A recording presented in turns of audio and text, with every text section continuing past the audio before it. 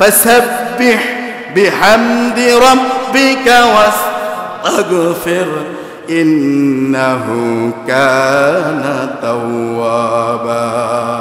আল্লাহ রাসূলকে ইঙ্গিত করে আল্লাহ তাআলা বলছেন, আপনি আপনার প্রতিপালকের নামে প্রশংসা করেন, তাসবিহ করেন, তার গুণকীর্তন করেন, আর আপনি ক্ষমা প্রার্থনা করেন আপনার রবের নিকট, আপনার উম্মতের জন্য ক্ষমা প্রার্থনা করেন। নিশ্চয়ই আল্লাহ তওবা কবুলকারী। কে তওবা কবুলকারী? তওবা কবুল করেন যিনি, তিনি কে? এখানে মৃত্যু আসন্ন ব্যক্তি, তাফসীরে রুহুল মাআনিতে এসেছে যে ব্যক্তির মৃত্যু একবারে সন্নিকটে, মৃত্যু আসন্ন ব্যক্তিকে এখানে সে ব্যক্তি যে বেশি বেশি তাওবা করতে হবে, আল্লাহর কাছে ইস্তেগফার করার প্রতি দৃষ্টি আকর্ষণ করা হয়েছে। এর অর্থ এই নয় যে রাসূলুল্লাহ সাল্লাল্লাহু আলাইহি ওয়াসাল্লাম গুনাহগার ছিলেন, বিষয়টা এমন নয়। এর অর্থ হচ্ছে আপনি আপনার আত্মতৃপ্তির জন্য আল্লাহর কাছে ইস্তেগফার করুন। সুবহানাল্লাহ বিহামদিহি। কিয়ামতের পূর্ব পর্যন্ত তওবার দরজা খোলা আছে, বলি আলহামদুলিল্লাহ। কিয়ামতের পূর্ব পর্যন্ত তওবার দরজা কি? এই ব্যাপারে হযরত আবু হুরায়রা একখানা হাদিস বর্ণনা করেছেন, ক্বালা রাসূলুল্লাহ সাল্লাল্লাহু আলাইহি ওয়াসাল্লাম মান তাবা ক্বাবলা আন তাতলু আশ-শামসু মিন মাগরিবিহা তাবাল্লাহু আলাইহি। যে হযরত আবু হুরায়রা বর্ণনা করেন, নবীজি সাল্লাল্লাহু আলাইহি সাল্লাম বলেছেন, যে ব্যক্তি পশ্চিম দিকে সূর্য উদয়ের পূর্বে আল্লাহর কাছে তাওবা করবে, অর্থাৎ কিয়ামতের পূর্বে তাওবা করবে, তার তাওবাকে আল্লাহ পাক কবুল করে নেবেন। সুবহানাল্লাহ। তার মানে সূর্য এখন কোন দিকে ওঠে? পশ্চিম দিকে, না? হুশ আছে? সূর্য কোন দিকে ওঠে? পূর্ব দিকে। তার মানে এখানে বলা হয়েছে যে সূর্য পশ্চিম দিকে ওঠার আগ পর্যন্ত, তার মানে একটা সময় আসবে সূর্য আর পূর্ব দিকে উঠবে না, তখন সূর্য উঠে যাবে কোন দিকে? পশ্চিম দিকে। তখনই কিয়ামত। তখনই কি?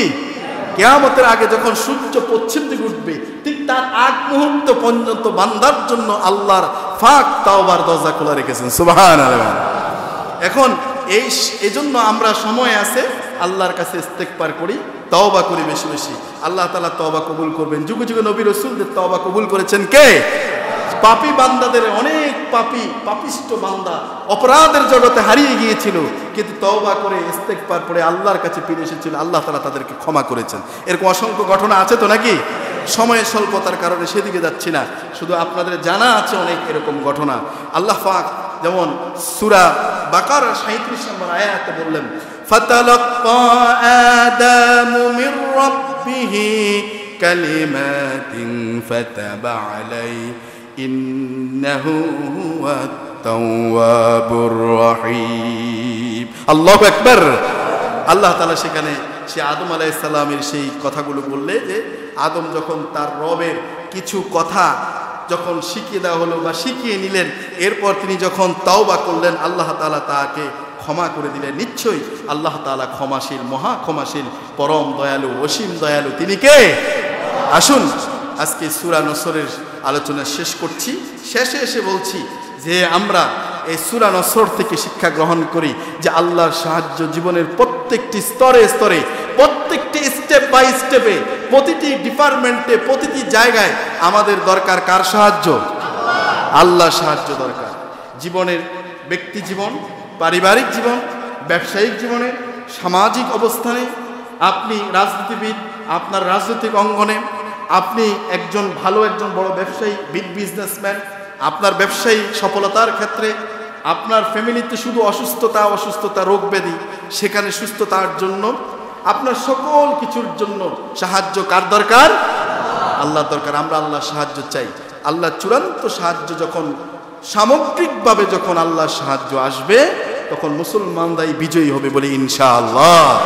তখন আমরা দেখতে পাবো যারা আজ বিরোধিতা করছে তাদের মধ্য থেকে অসংখ্য মানুষ, অসংখ্য গোত্র, অসংখ্য কওম, অসংখ্য গোষ্ঠী, জনপদ অঞ্চলের মানুষ, দেশের মানুষগুলো, তারাও আল্লাহর মনোনীত ধর্ম ইসলামের মধ্যে দাখিল হচ্ছে। সুবহানাল্লাহ। আর আমরা সর্ব অবস্থায় বেশি বেশি ইস্তেগফার করব, আমরা আল্লাহর গুণকীর্তন, প্রশংসা, হামদ করব। বলুন আমার সাথে, সুবহানাকাল্লাহুম্মা ওয়া বিহামদিকা আস্তাগফিরুকা ওয়া আতুবু ইলাইক। সুবহানাকাল্লাহুম্মা ওয়া বিহামদিকা আস্তাগফিরুকা ওয়া আতুবু ইলাইক। আল্লাহ তাআলা আমাদের সকলকে ক্ষমা করুন বলে আমিন।